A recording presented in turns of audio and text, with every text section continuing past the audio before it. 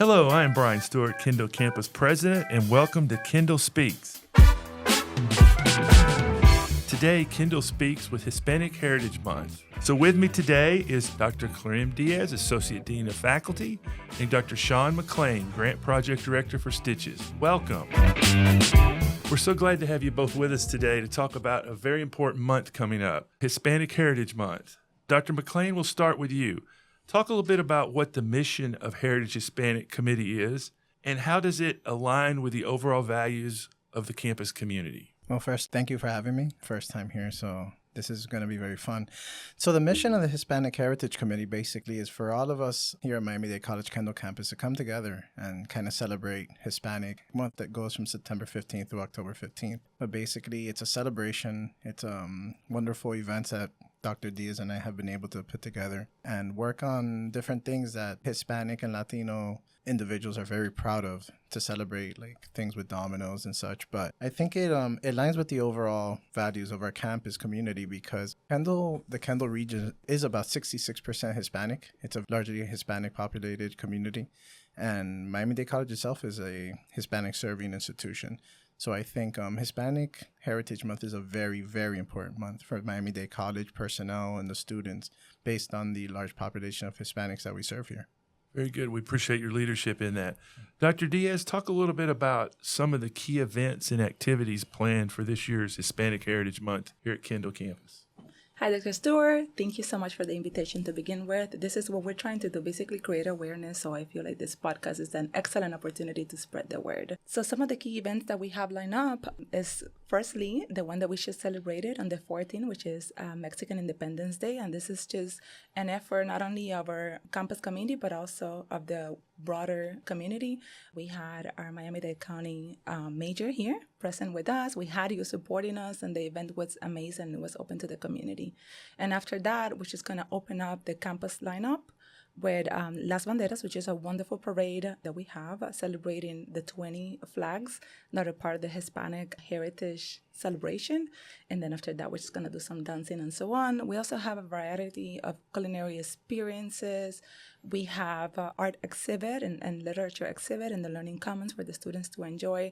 And what we have tried to accomplish through these events is to incorporate a little bit of our product, which is academics, right? So we do have a lot of celebrations and a lot of fun, but we also have the Latin Ensemble playing, which is our very own students. We also have dominoes.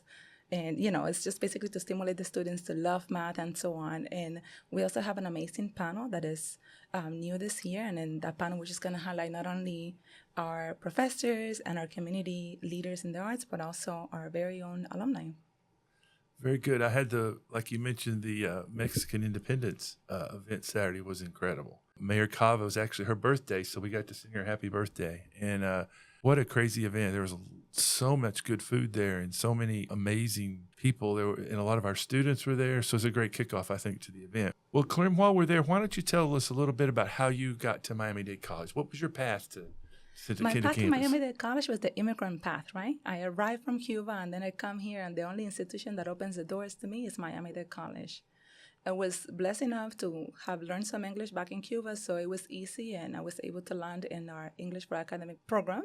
And then as I was doing my level 5th and 6th there, I also got an opportunity for employment at Miami-Dade College as a student assistant. And then, as the leaders that I had shaped me, then I started getting promotions, and here we are today. So I'm a firm believer of the power of Miami-Dade College and impacting students' lives. So, yeah. And now you've served on other campuses, true, right? You were at Homestead, I believe, before this? Yes, I have been in Homestead, and I have been at West Campus, and a lot of the campuses I have served as either the co-chair or the chair of the Hispanic Heritage Committee.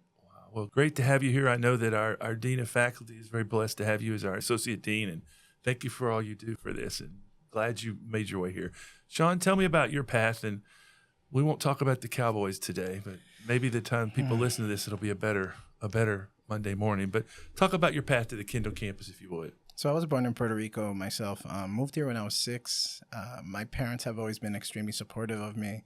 My path was more of the employment side. My education went through FIU, though, which is one of our transfer institutions. So I'm very proud of that. Florida International University has always treated me very well. I worked there for a little bit, too, before I came back to Kendall campus. But Miami-Dade College Kendall campus has always been a home for me, even though I left for a little bit. I've been very very blessed to work here, and I'm glad to be back and working with Dr. Diaz and serving on this committee. But Miami's always been my home. All the institutions I've attended have been in Dade County. All my jobs have been in Dade County. So, Miami's just home. That's just the way I see it. I wouldn't feel comfortable being anywhere else. So I hope that Kendall is my home for many years to come.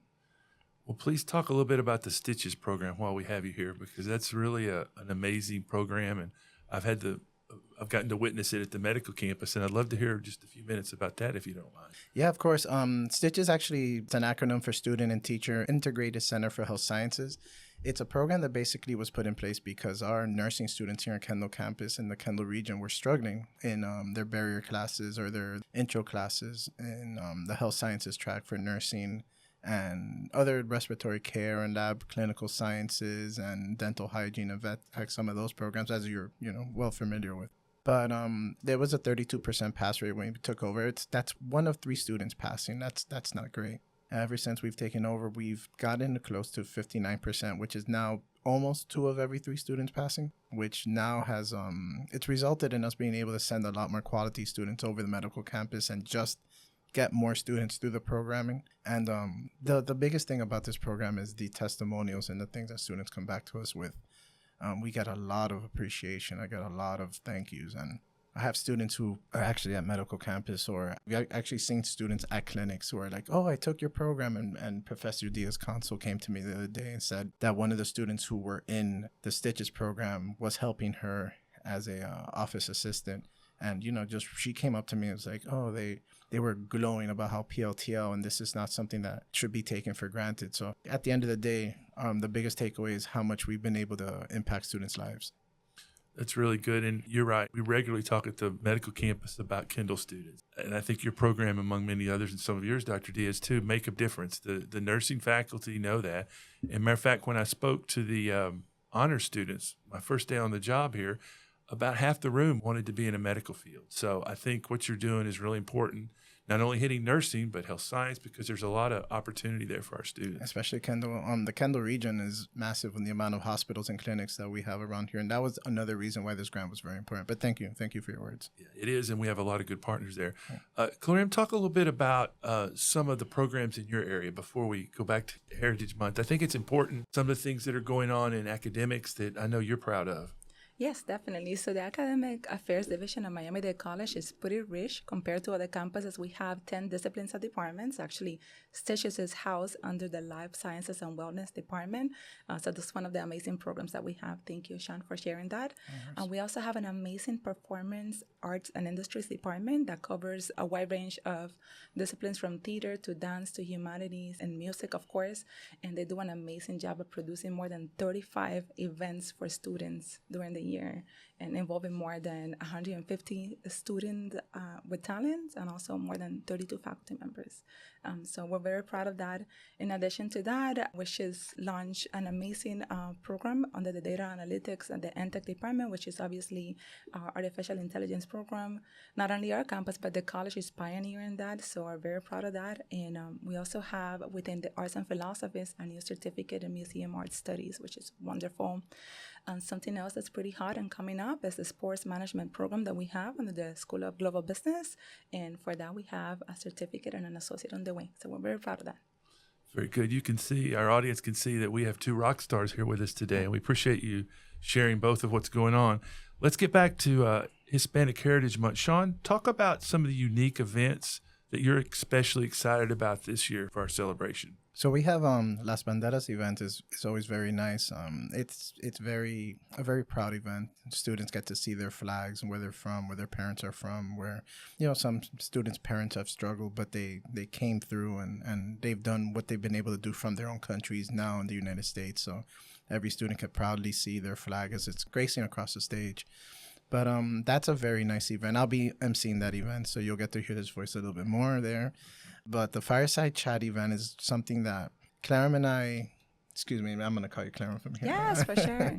Clairem and I have been able to establish, and we were creating this event, and, little rumblings here and there started getting out, and it started to become, even though it's going to be a Kendall campus event, I think a lot of folks from other campuses are very interested in this fireside chat because we're bringing basically a decorated panel of Latino and Hispanic awarded people such as Alan Moore, our own faculty, Tony Chirinos, Marla Rosado, poet laureate, and it's going to be emceed and led by Maria Carla Chiquan, which is the Executive Director of Cultural Affairs. So this event is going to be a very, very popular and strong event. And I believe there's going to be people here from the Wolfson campus also kind of gracing us with their presence here. So we're very excited about that one. The Cafe Salsa event's always popular. We did a salsa event before on a Friday from 5 to 7 p.m. There must have been 150 people there dancing salsa. But in this one, we're going to get them caffeinated. We're going to get them excited. We're going to get them energetic. The hope is to have coffees from like different parts of the world, Costa Rica, Colombia. And that's always exciting to see, like that salsa dancing that bleeds Hispanic, you know, how salsa and merengue is something so like proud when you see people dancing, so graceful and such a nice thing to see. And we're going to have a Hispanic heritage literature display in the Learning Commons. So we're happy with some of these events. Yeah. Yeah, and just to add to that, basically just to speak on how good the committee has done, this fireside chat was actually a result of a collaboration that we had during our first meeting, because that's where we start, right? We start planning by hearing everybody's voices in the committee, and then this event came to be. We had some people in the committee who had some connections, but when the Office of Cultural Affairs at Miami-Dade College, as a college, saw this, they definitely wanted to participate, and we're going to have the support of Maria Carla and her team. And again, we're going to have an amazing panel of guests, from Grammy winners to the poet laureate of the county, Caridad Gronlier Moro, and even one of our alumni, Alan Moore, who is one of the alumni from the Performing Arts Department, and she has been a Grammy nominee several times. Yeah, that's an amazing slate. Can't wait for some of that. You were talking about the salsa dancing. Some of the children the other night at the Mexican Independence were just having a blast. The audience was dancing, and quite frankly, every time I go, people at Miami-Dade College can dance, so I'm excited for that. And one of the other things I have to bring up was the flag that you mentioned. Maybe my favorite part of graduation is when we do the flag ceremony and the pride and the noise and how everybody makes it for their particular country. So I do think that's another moving event we're excited for. Definitely. And there's also going to be a Roomba Mania, which is always very important. That's always an annual event because it's donations for United Way. So we tie into United Way. So that's a very, very important event for us too, and it's very fun. And I hope I get to see you out there doing some Zumba, Roomba, and salsa, and all the nine. I hope you're part of those celebrations. But regardless, we're very excited about these events. Dr. Clairem, Diaz, and myself have decided like we really want to make this a very passionate year. We even requested shirts that I think came out very nice. They are. I've seen the shirts. I've got one in my office. I can't wait to wear it. And maybe we get a little cooler temperature. People be outside. It's going to be great. Oh, Clairem, let's talk about students, faculty, and staff, and how do you involve them in planning the activities and include them in things? Okay, just let me start by saying that Sean and I believe that involving the entire campus community is essential to the success of the team, right? So having said that, what we have done is what I've just mentioned before, gathering the words of everybody in the committee and come up with a plan based on that. But in addition, gathering the buy-in from the faculty, staff, and students so they can participate, right? We can have wonderful events, but if we don't have engagement in the events, they're not going to take advantage of what we have to offer, and the awareness is not going to be there. So thankfully, through your office and the help of Christina, we had a very robust committee made out of faculty, staff, and then of course we have Wendy, who's always a great resource, Wendy Garcia from Student Life. Shout out to her. She's supporting us tremendously, not only with engaging the students from SGA, but also from giving us an avenue to support these events, and she's make it in a way that is interesting to students and the students can engage in. Yeah, the committee's important to be a part of the work. Sean, talk about how students and staff who might not identify as Hispanic can participate or contribute in this celebration. Well, our campus is all about inclusivity. Clairem just mentioned a lot of different things about in terms of getting people to buy in. It's a celebration. It's a celebration of people. It's not just about being Hispanic. It's about being a person who just appreciates another culture. And here at Miami-Dade College Kendall campus, or I think in Dade County altogether, I think there's a large appreciation for no matter where you come from, everybody has a story. Everybody had a fight. Everybody has a struggle. So it's not just about being Hispanic. You come and celebrate with us. This is Hispanic Heritage Month, but at the end of the day, we're just celebrating people and celebrating cultures. every month here that we do something African American history or Pride Month, we celebrate. It's about making sure that everybody feels like they're a part of something. So that's how we do it. Like in our committee, it's not just compromise of Hispanic. There's different varying cultures on it, but it's, come on, let's celebrate. Let's do this. Let's do something fun. Let's come together. Let's do something where everybody can remember different things. And at the end of the day, yeah, we're going to celebrate different countries of the Hispanic, of Latin America and the Hispanic realm, but it's all about inclusivity. So we want everybody involved. Yeah, and that's what makes our college so unique, as you both have said. All the countries that come to us and people that come here and see this is a new life for them, a new way to start over. And there's so many great stories that we need to hear. And so this is just a great month. I agree. And Hispanic is the first of many great months that we're going to celebrate. Clairem, in what ways do community efforts help promote inclusivity and culture awareness on campus beyond just this month of celebration? Well, community and committee efforts are basically at the heart of what we do, not only for this month, but also for the remainder of the year, because Miami-Dade College is one of the largest Hispanic serving institutions in the country. United States, has 571. We're number 5. So that's pretty big. And so what we try to do, and I believe that what happened during the Mexican Independence Day is a testament of how the community helps, is that we try to involve community leaders, such as the leader of our county, the Major Danira Levin Cava, to come to the campus and to advocate for the activities that we do. But throughout the year, we try to embed a lot of, the essence of us as Hispanics into different events and even other committees. For example, when we celebrate Women History Month, we just try to highlight the successful Hispanic women that we have not only in the campus, but across our student body and our community at Miami-Dade. In addition to that, we partner with STICHES a lot, because STICHES is a grant that supports Hispanic students, and we do a lot of events with that, including our STEM Date. And we make it basically a part of everything we do at Miami-Dade College. It's basically our essence. It's Miami. It is Miami. As you think about you two growing up, what are ways you celebrated Hispanic Month? Or what are ways your family celebrated that kind of shaped you to this point? Well, to begin with, of course, I grew up in Cuba, and everybody knows how that goes. However, a big part of celebrating, our culture is food, right? We celebrate it through food, and not necessarily throughout the month, but throughout the year. We were very conscious of that. And when we came to Miami, we just felt so at home, right? And then we continued the celebrations. I finally, after 19 years of living, I discovered that Hispanic heritage was a thing, right? And then El Día de la Hispanidad was something that we're supposed to celebrate and treasure, especially when I started as a student here at Miami-Dade College. Since then, everything changed, because as a student, I became very involved. And then, of course, with my family, I created awareness. As I started having nephews and nieces, then I started bringing them to campus or taking them to other community events for Hispanic heritage. So I have to say that, since I arrived to the country, it has been better. For myself, it's kind of bouncing off of what Clairem said.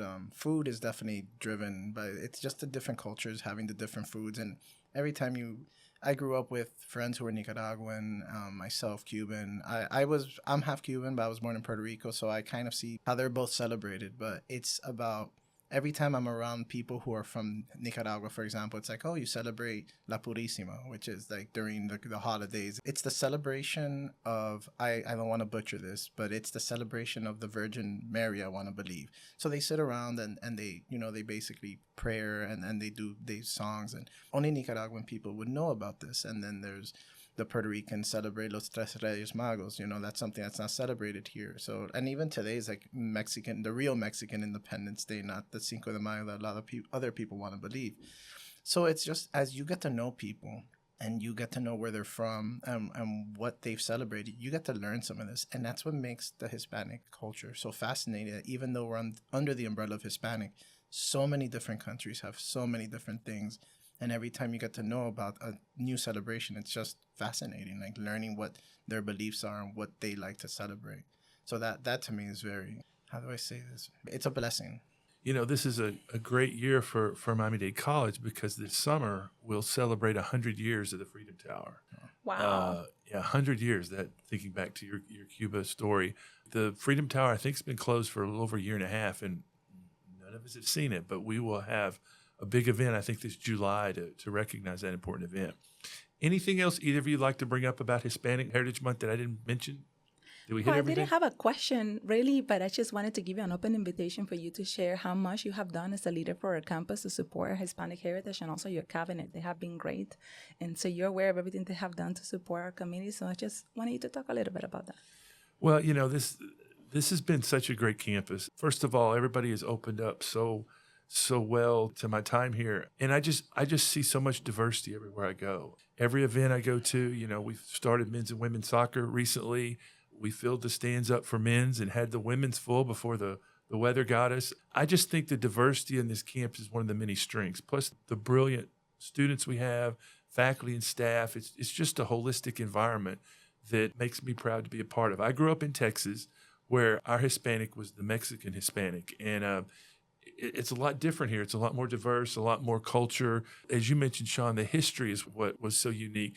Even as I left the Mexican Independence Night last Saturday, my wife and I pulled up on the phone. We were reading more about the years and more about the information. There were some characters that had dressed up about some famous individuals. So I just think I'm enjoying every day being a part of this campus, and I can't wait to go through this month and then Women's History Month and African American Month and all the other great things we have. So it's just a blessing. Whatever our cabinet can do is just it's easy for us to sign a check. You guys are doing the hard work, making these amazing events, inviting these wonderful people.